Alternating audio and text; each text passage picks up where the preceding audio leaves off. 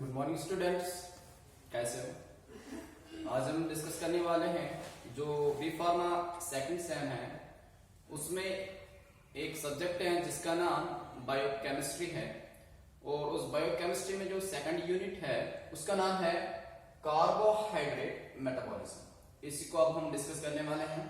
क्या होता है कार्बोहाइड्रेट मेटाबॉलिज्म? तो इस कार्बोहाइड्रेट मेटाबॉलिज्म को डिस्कस करने से पहले हमें यह समझना है कि क्या होता है मेटाबॉलिज्म। तो जब हम इस मेटाबॉलिज्म को डिफाइन करते हैं, कैसे हम इसको डिफाइन करेंगे कि एक लिविंग ऑर्गेनिज्म के अंदर जो केमिकल रिएक्शन होती है, जो लिविंग ऑर्गेनिज्म के अंदर केमिकल रिएक्शंस होती है, किसके अंदर हो रही है? लिविंग ऑर्गेनिज्म के अंदर। इसलिए उनको बोलते हैं बायोकेमिकल रिएक्शंस। किसको बोलते हैं? Biochemical reactions. जो केमिकल रिएक्शंस किसके अंदर हो रही है? एक लिविंग ऑर्गेनिज्म के अंदर हो रही है। तो जो ये केमिकल रिएक्शंस हो रही है एक लिविंग ऑर्गेनिज्म के अंदर, जिसको हम बोलते हैं बायोकेमिकल रिएक्शंस, उसी को हम बोलते हैं मेटाबॉलिज्म। किसको बोलते हैं? मेटाबॉलिज्म। मेटाबॉलिज्म हम बोलते हैं किसको? बायोकेमिकल रिएक्शंस को। बायोकेमिकल रिएक्शंस किसको हम बोलते हैं? जो केमिकल रिएक्शंस किसके अंदर हो रही है? एक लिविंग ऑर्गेनिज्म के अंदर हो रही है। तो जो बायोकेमिकल रिएक्शंस एक लिविंग ऑर्गेनिज्म के अंदर हो रही है उसी को हम क्या बोलते हैं? मेटाबॉलिज्म। अब एक लिविंग ऑर्गेनिज्म के अंदर जो केमिकल रिएक्शंस होती है जिनको हम बोलते हैं बायोकेमिकल रिएक्शंस, वो दो टाइप्स के होते हैं। मतलब मेटाबॉलिज्म दो टाइप्स का होता है। कुछ बायोकेमिकल रिएक्शंस ऐसी होती है जिसमें कोई नया सब्सटेंस बनता है। कुछ बायोकेमिकल रिएक्शंस ऐसी है जिसमें क्या बनता है? नया सब्सटेंस बनता है। उसको बोलते हैं, या उस टाइप ऑफ मेटाबॉलिज्म को बोलते हैं एनाबॉलिज्म। किसको बोलते हैं? एनाबॉलिज्म। एनाबॉलिज्म वो बायोकेमिकल रिएक्शंस है जिसमें कोई नया सब्सटेंस बनता है, या इनको हम क्या बोलते हैं? दूसरा नाम एनाबॉलिक रिएक्शंस। मतलब वो बायोकेमिकल रिएक्शंस जिसमें कोई नया सब्सटेंस बनता है उनको बोलते हैं या तो एनाबॉलिज्म, या उन बायोकेमिकल रिएक्शन को क्या बोलते हैं? Anabolic reactions. अब और भी कुछ केमिकल रिएक्शंस होती है या और भी कुछ बायोकेमिकल रिएक्शंस होती है जिसमें एक सब्सटेंस का ब्रेकडाउन हो रहा है। तो एक लिविंग ऑर्गेनिज्म के अंदर दो तरह की केमिकल रिएक्शंस हो रही है। एक ऐसी है जिसमें कोई नया सब्सटेंस बनता है, उनको हमने क्या कहा? एनाबॉलिज्म, या उन रिएक्शंस को हमने क्या कहा? Anabolic reactions. मगर और भी ऐसी रिएक्शंस होती है एक लिविंग ऑर्गेनिज्म के अंदर जिनमें किसी सब्सटेंस का क्या हो रहा है? ब्रेकडाउन हो रहा है, वो टूट रहा है। तो उन बायोकेमिकल रिएक्शंस को जिनमें कोई सब्सटेंस टूट रहा है उनको हम बोलते हैं कैटाबॉलिज्म, या उन केमिकल रिएक्शंस को क्या बोलते हैं? Catabolic reactions. किनको बोलते हैं कैटाबॉलिक रिएक्शंस? वो बायोकेमिकल रिएक्शंस जिसमें एक सब्सटेंस का क्या हो रहा है? ब्रेकडाउन हो रहा है। तो इसका मतलब क्या हुआ कि जो मेटाबॉलिज्म है इसके कितने टाइप्स हैं? दो टाइप्स। एक है एनाबॉलिज्म, दूसरा है कैटाबॉलिज्म। और उसके बाद जब भी मेटाबॉलिज्म होता है, जब भी कोई बायोकेमिकल रिएक्शंस होती है, उस बायोकेमिकल रिएक्शन होने के लिए एक रास्ता होता है। उस बायोकेमिकल रिएक्शन में कुछ स्टेप्स होते हैं जिन स्टेप्स से वो बाद में कंप्लीट हो रही है। तो वो स्टेप्स जो बायोकेमिकल रिएक्शन में होती है, किस लिए? ताकि वो रिएक्शन कंप्लीट हो जाए। तो वो स्टेप्स जिस स्टेप से वो केमिकल रिएक्शन हो रही है, या जिन स्टेप से वो बायोकेमिकल रिएक्शन हो रही है, या जिस रास्ते से वो बायोकेमिकल रिएक्शन हो रही है, उस रास्ते को बोलते हैं मेटाबॉलिक पाथवे। किसको बोलते हैं? Metabolic pathway. ये मेटाबॉलिक पाथवे हम किसको कहेंगे? वो स्टेप्स जो एक बायोकेमिकल रिएक्शन में हो रहे हैं, या वो रास्ता जिस रास्ते से ये बायोकेमिकल रिएक्शन कंप्लीट हो रही है, तो उसी रास्ते को हम क्या बोलते हैं? Metabolic pathway. तो अब हम डिस्कस करेंगे किसके बारे में? कार्बोहाइड्रेट मेटाबॉलिज्म के बारे में। किसको हम कार्बोहाइड्रेट मेटाबॉलिज्म कहेंगे? तो इसकी सिंपल डेफिनेशन क्या है?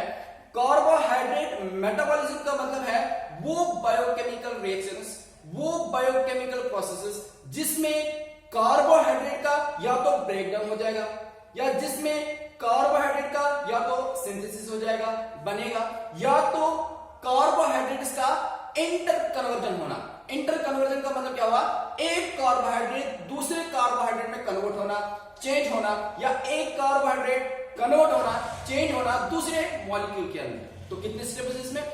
कार्बोहाइड्रेट मेटाबॉलिज्म हम किसको कहते हैं? वो बायोकेमिकल रिएक्शंस, वो बायोकेमिकल प्रोसेसेस जिसमें या तो कार्बोहाइड्रेट का ब्रेकडाउन होगा, या तो जिसमें कार्बोहाइड्रेट का सिंथेसिस सिंथेसिस होगी या जिसमें कार्बोहाइड्रेट का क्या होगा, इंटर कन्वर्जन होगा। इंटर कन्वर्जन का मतलब क्या होगा, एक कार्बोहाइड्रेट का मॉलिक्यूल का चेंज होना दूसरे कार्बोहाइड्रेट में, या एक कार्बोहाइड्रेट मॉलिक्यूल कन्वर्ट होता है दूसरे अदर मॉलिक्यूल के अंदर, तो कार्बोहाइड्रेट का बनना, कार्बोहाइड्रेट का ब्रेकडाउन होना या कार्बोहाइड्रेट का इंटर कन्वर्जन होना किन से होगी, केमिकल रिएक्शन से होगी। तो जिन केमिकल रिएक्शन से कार्बोहाइड्रेट का ब्रेकडाउन होगा, कार्बोहाइड्रेट की सिंथेसिस होगी या कार्बोहाइड्रेट्स का इंटर कन्वर्जन होगा, उन्हीं बायोकेमिकल रिएक्शन को हम क्या बोलते हैं, कार्बोहाइड्रेट मेटाबॉलिज्म बोलते हैं। तो समझ आ गया किसको बोलते हैं कार्बोहाइड्रेट मेटाबॉलिज्म। कार्बोहाइड्रेट मेटाबॉलिज्म का मतलब है वो बायोकेमिकल रिएक्शंस जिसमें कार्बोहाइड्रेट्स का बनना होता है या जिनसे कार्बोहाइड्रेट्स का ब्रेकडाउन होता है या जिनसे कार्बोहाइड्रेट्स का इंटर कन्वर्जन होता है, तो वो केमिकल रिएक्शन जिनसे कार्बोहाइड्रेट का ब्रेकडाउन होगा, कार्बोहाइड्रेट्स का सिंथेसिस होगा या कार्बोहाइड्रेट्स का इंटर कन्वर्जन होगा, तो उन बायोकेमिकल रिएक्शंस को हम क्या बोलते हैं, कार्बोहाइड्रेट मेटाबॉलिज्म। अब जो लिविंग ऑर्गेनिज्म के अंदर, हर एक लिविंग ऑर्गेनिज्म के अंदर कौन सा ऐसा मॉलिक्यूल है जो कार्बोहाइड्रेट मेटाबॉलिज्म में सबसे ज्यादा यूज हो रहा है, वो है ग्लूकोज। ग्लूकोज हर एक लिविंग ऑर्गेनिज्म यूज करता है और यही एक ऐसा मॉलिक्यूल है जो कार्बोहाइड्रेट मेटाबॉलिज्म में इन्वॉल्व हो रहा है। किसमें इन्वॉल्व हो रहा है, कार्बोहाइड्रेट मेटाबॉलिज्म में इन्वॉल्व हो रहा है। ये बहुत सारे मेटाबॉलिक पाथवे में यूज हो रहा है। कौन हो रहा है, ग्लूकोज। ग्लूकोज एक ऐसा मॉलिक्यूल है जिसको नियरली हर कोई ऑर्गेनिज्म यूज करता है और ये एक ऐसा इंपॉर्टेंट मॉलिक्यूल है किस मेटाबॉलिज्म का, कार्बोहाइड्रेट मेटाबॉलिज्म का, जो बहुत सारे मेटाबॉलिक पाथवेज में यूज हो रहा है। और आपको पता है कि जो ग्लूकोज है, ग्लूकोज क्या होता है, ये एक मोनोसैकेराइड होता है। ग्लूकोज क्या होता है, ये एक मोनोसैकेराइड होता है और इस ग्लूकोज को बहुत सारे लिविंग ऑर्गेनिज्म यूज करते हैं, किस लिए, as a source of energy. मतलब इस ग्लूकोज से क्या निकलती है, एनर्जी निकलती है। ये भी एक कार्बोहाइड्रेट है मगर कौन सा, मोनोसैकेराइड वाला। तो इस ग्लूकोज को यूज करते हैं हर कोई लिविंग ऑर्गेनिज्म क्या निकालने के लिए, एनर्जी निकालने के लिए। आपने पढ़ रखा होगा कि लिविंग ऑर्गेनिज्म के अंदर एक प्रोसेस होती है जिसका नाम है रेस्पिरेशन। लिविंग ऑर्गेनिज्म के अंदर एक प्रोसेस होती है जिसका नाम क्या है, रेस्पिरेशन। उस रेस्पिरेशन में इसी ग्लूकोज का ब्रेकडाउन होता है, किसकी प्रेजेंस में, ऑक्सीजन की प्रेजेंस में। ग्लूकोज का क्या हो रहा है, ब्रेकडाउन हो रहा है, टूट रहा है ग्लूकोज, किसकी प्रेजेंस में, ऑक्सीजन की प्रेजेंस में। वहां से क्या निकलती है, एनर्जी निकलती है, कार्बन डाइऑक्साइड निकलता है और क्या निकलता है, वाटर निकलता है। तो जब ग्लूकोज का ब्रेकडाउन होगा इन प्रेजेंस ऑफ ऑक्सीजन, तो वहां से क्या निकलेगी, एनर्जी निकलेगी, कार्बन डाइऑक्साइड निकलेगा, वाटर निकलेगा। इस प्रोसेस को बोलते हैं रेस्पिरेशन। और इसका मतलब रेस्पिरेशन क्या है, ये प्रोसेस है जिसमें क्या निकलती है, एनर्जी निकलती है। मगर एनर्जी कब निकलती है, जब ग्लूकोज की ब्रेकडाउन होती है, किसकी प्रेजेंस में, ऑक्सीजन की प्रेजेंस में। तो इस रेस्पिरेशन को हम बोलते हैं एरोबिक रेस्पिरेशन। एरोबिक रेस्पिरेशन का मतलब क्या हुआ, वो रेस्पिरेशन जिसमें ग्लूकोज का ब्रेकडाउन होगा इन प्रेजेंस ऑफ ऑक्सीजन। किसकी प्रेजेंस में, ऑक्सीजन की प्रेजेंस में। तो वहां से क्या निकलती है, एनर्जी निकलती है, कार्बन डाइऑक्साइड निकलता है और वाटर निकलता है। और बाद में वो स्टोर एनर्जी रहती है किसकी फॉर्म में, एटीपी के फॉर्म में। जो ये ग्लूकोज की ब्रेकडाउन होने से एनर्जी निकलती है, वो बाद में हमारी बॉडी के अंदर स्टोर होती है किसकी फॉर्म में, एटीपी की फॉर्म में। एटीपी की फुल फॉर्म क्या है, एटीपी की फुल फॉर्म है, एटीपी फुल फॉर्म है एडिनोसाइन ट्राइफॉस्फेट। ये इसकी फुल फॉर्म है। और आपको पता है कि ये ग्लूकोज या ये कार्बोहाइड्रेट्स कैसे बनते हैं। प्लांट्स के अंदर एक प्रोसेस होती है जिसका नाम है फोटोसिंथेसिस। प्लांट्स के अंदर एक प्रोसेस होती है जिसका नाम क्या है, फोटोसिंथेसिस। तो फोटोसिंथेसिस जब प्लांट्स करते हैं तो उस टाइम वो क्या बनाते हैं, कार्बोहाइड्रेट बनाते हैं या ग्लूकोज बनाते हैं। वो ग्लूकोज वो बाद में स्टोर करते हैं किसकी फॉर्म में, या तो स्टार्च के फॉर्म में, या तो किसकी फॉर्म में, या तो फैट की फॉर्म में, या तो लिपिड्स की फॉर्म में। जब प्लांट्स फोटोसिंथेसिस करते हैं वो कार्बोहाइड्रेट बनाते हैं, वो ग्लूकोज बनाते हैं और उसी ग्लूकोज को या उन्हीं कार्बोहाइड्रेट्स को वो बाद में स्टोर करते हैं किसकी फॉर्म में, स्टार्च के फॉर्म में। स्टार्च भी क्या है, ये भी कार्बोहाइड्रेट है मगर ये कॉम्प्लेक्स लार्ज मॉलिक्यूल होता है।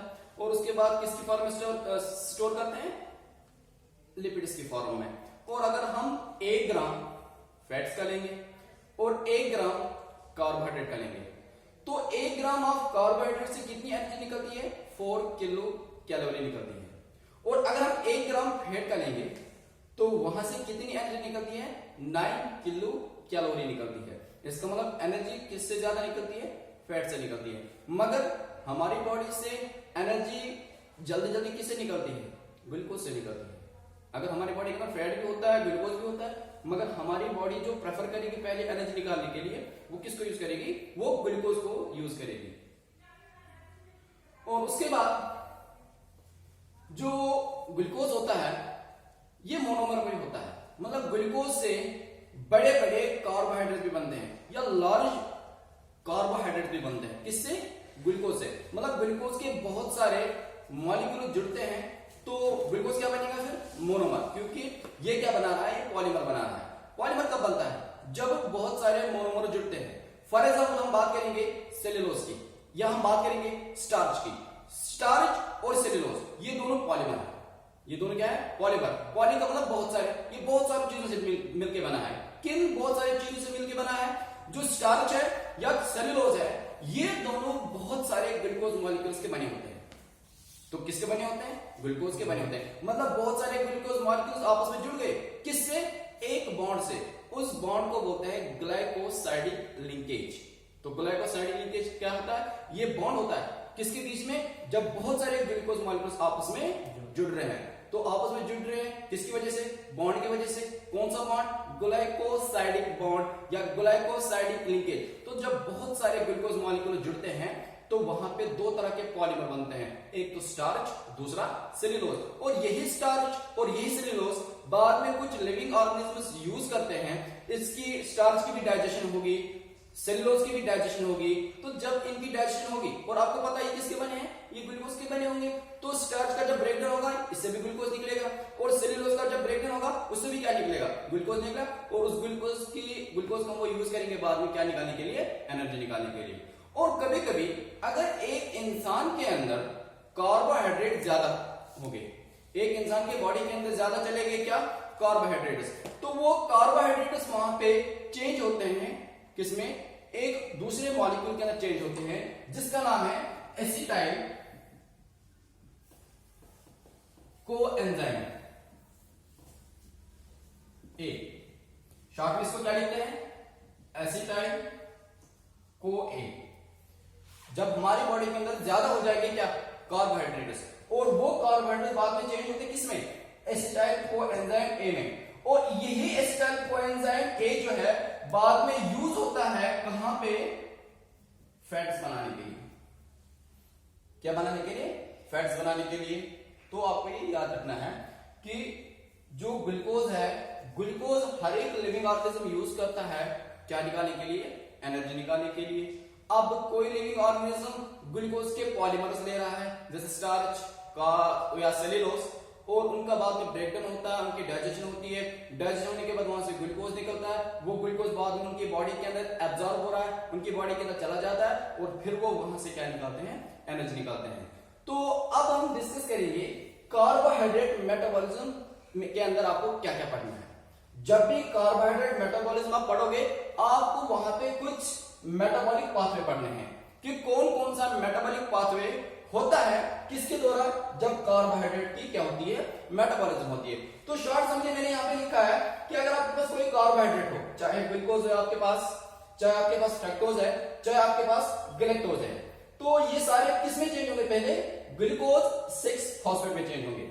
जब कार्बोहाइड्रेट मेटाबॉलिज्म शुरू होता है तो पहला स्टेप क्या होता है? कौन सा मेटाबॉलिक पाथवे यूज हो रहा है किसमें? जब कार्बोहाइड्रेट की क्या हो रही है? मेटाबॉलिज्म। तो पहला क्या होता है कि जो भी तुम्हारे पास कार्बोहाइड्रेट होगा, चाहे तुम्हारे पास ग्लूकोज होगा, चाहे तुम्हारे पास फ्रक्टोज होगा, चाहे आपके पास गैलेक्टोज होगा, ये कन्वर्ट होंगे किसमें? पहले ग्लूकोज 6 फॉस्फेट में चेंज होंगे। अब ये ग्लूकोज 6 फॉस्फेट जो है ये चेंज होगा ग्लूकोज में। कभी कभी चेंज होता है ग्लूकोज के अंदर, और कभी कभी ये ग्लूकोज वापस चेंज हो जाएगा किसमें? ग्लूकोज 6 फॉस्फेट में। और जब इस ग्लूकोज 6 फॉस्फेट की क्या होगी? ग्लाइकोजेनेसिस। जब ग्लूकोज 6 फॉस्फेट की क्या हो जाएगी? ग्लाइकोजेनेसिस। ये ग्लाइकोजेनेसिस होने के बाद ये ग्लूकोज 6 फॉस्फेट किसमें चेंज होगा? ग्लाइकोजन में। हमारी बॉडी के अंदर ग्लूकोज स्टोर होता है, एनिमल्स के अंदर ग्लूकोज स्टोर होता है in the form of glycogen. जब हम खाना खाते हैं तो हम प्लांट से खाना लेते हैं, उसमें ग्लूकोज होता है। वो ग्लूकोज हमारी बॉडी के अंदर जाता है तो ग्लूकोज के मॉलिक्यूल्स बहुत सारे हमारी बॉडी के अंदर आते हैं, तो वो ग्लूकोज के मॉलिक्यूल्स आपस में जुड़ते हैं किस बॉन्ड के थ्रू? ग्लाइकोसाइडिक बॉन्ड के थ्रू। तो क्या बनाते हैं? ग्लाइकोजन। और यही ग्लाइकोजन बाद में हमारे मसल्स के अंदर या हमारे लिवर के अंदर स्टोर होता है। कैसे बना? पहले ये आपको लेने होंगे, ये कन्वर्ट होंगे इसके अंदर, ये ग्लूकोज 6 फॉस्फेट इस ग्लूकोज में भी चेंज होगा और कभी कभी ये ग्लूकोज इसमें वापस चेंज होगा और फिर ये ग्लूकोज 6 फॉस्फेट की क्या होती है? एक मेटाबॉलिक पाथवे होता है जिसका नाम है ग्लाइकोजेनेसिस। ग्लाइकोजेनेसिस जब इसका हो जाएगा ये कन्वर्ट हो जाएगा ग्लाइकोजन के अंदर। ये ग्लाइकोजन बाद में हमारे लिवर के अंदर स्टोर रहेगा और किसके अंदर स्टोर रहेगा? हमारे मसल्स के अंदर। मगर जब इस ग्लाइकोजन की क्या हो जाएगा? ग्लाइकोजिनोलाइसिस, मतलब इस ग्लाइकोजन की ब्रेकडाउन हो जाएगा। ग्लाइकोजन की क्या हो जाएगा? ब्रेकडाउन। उसको क्या बोलते हैं? ग्लाइकोजिनोलाइसिस। लाइसिस का मतलब ब्रेकडाउन। किसका ब्रेकडाउन होगा? ग्लाइकोजन का। तो फिर से वापस क्या मिलेगा? Glucose 6 phosphate. और जब इस ग्लूकोज 6 फॉस्फेट की क्या होगी? ग्लाइकोलाइसिस। जब इस ग्लूकोज 6 फॉस्फेट की क्या हो जाएगी? ग्लाइकोलाइसिस, तो क्या मिलेगा? Pyruvic acid. तो क्या मिलेगा? Pyruvic acid. और जब इस पायरुविक एसिड की क्या हो जाएगा? एक और मेटाबॉलिक पाथवे यहां पे यूज होता है जिसका नाम है ग्लाइकोनियोजेनेसिस। तो जब इस पायरुविक एसिड के अंदर एक मेटाबॉलिक पाथवे होगा जिसका नाम है ग्लाइकोनियोजेनेसिस, तो ये पायरुविक एसिड फिर से चेंज किस में होगा? ग्लूकोज 6 फॉस्फेट में। कभी कभी जब हमारे बॉडी के अंदर ऑक्सीजन की कमी होती है तो क्या होता है? वहां पे ये पायरुविक एसिड किस में चेंज होता है? लैक्टिक एसिड में। जब हमारी बॉडी के अंदर ऑक्सीजन की कमी होती है उस टाइम जो ये पायरुविक एसिड है ये किसमें कन्वर्ट होता है? लैक्टिक एसिड में कन्वर्ट होता है। और इसी लैक्टिक एसिड ये हमारे मसल्स के अंदर स्टोर होता है और आपको थकावट आती है। जब ये लैक्टिक एसिड कब ये पैदा होगा? जब हमारे बॉडी के अंदर ऑक्सीजन की कमी होगी। ये पायरुविक एसिड किसमें चेंज होगा? लैक्टिक एसिड में चेंज होगा। क्यों? क्योंकि हमारी बॉडी के अंदर ऑक्सीजन प्रेजेंट नहीं है। उसकी वजह से क्या होगा? हमारे मसल्स के अंदर स्टोर होगा। इस का स्टोर होना हमारे मसल्स के अंदर क्या होगा? एक तो थकावट आएगी और एक प्रॉब्लम आएगी जिसको बोलते हैं मसल क्रैम्प्स। मसल क्रैम्प्स कब होती है? मसल क्रैम्प्स तभी होती है जब ये लैक्टिक एसिड हमारे मसल्स के अंदर क्या होगा? स्टोर होगा। ये कब बनेगा? जब जब ये पायरुविक एसिड किसमें कन्वर्ट होगा? लैक्टिक एसिड में। कब कन्वर्ट होगा? जब हमारे मसल्स के अंदर उतना ऑक्सीजन कम ऑक्सीजन होगा हमारे मसल्स के अंदर, उसी टाइम ये पायरुविक एसिड किसमें कन्वर्ट होगा? लैक्टिक एसिड में। ये लैक्टिक एसिड हमारे मसल्स के अंदर स्टोर होगा तो क्या हो जाएंगे? मसल क्रैम्प्स हो जाएंगे। तो अगर आपको ये मेरा वीडियो अच्छा लगा है तो आप इस वीडियो को शेयर करना, इसके ऊपर कमेंट करना और इस वीडियो को लाइक करना। तो अगर आपको कोई प्रॉब्लम हो, अब कुछ समझने में या आपको कोई टॉपिक समझ नहीं आ रहा है बी फार्मा में, किस सब्जेक्ट में? फार्माकोलॉजी में, मेडिकल केमिस्ट्री में, या जो भी आपके पास कोई केमिस्ट्री है या एनाटॉमी में, अगर आपको कोई भी टॉपिक समझ नहीं आ रहा है आप मुझे बताना कमेंट करके।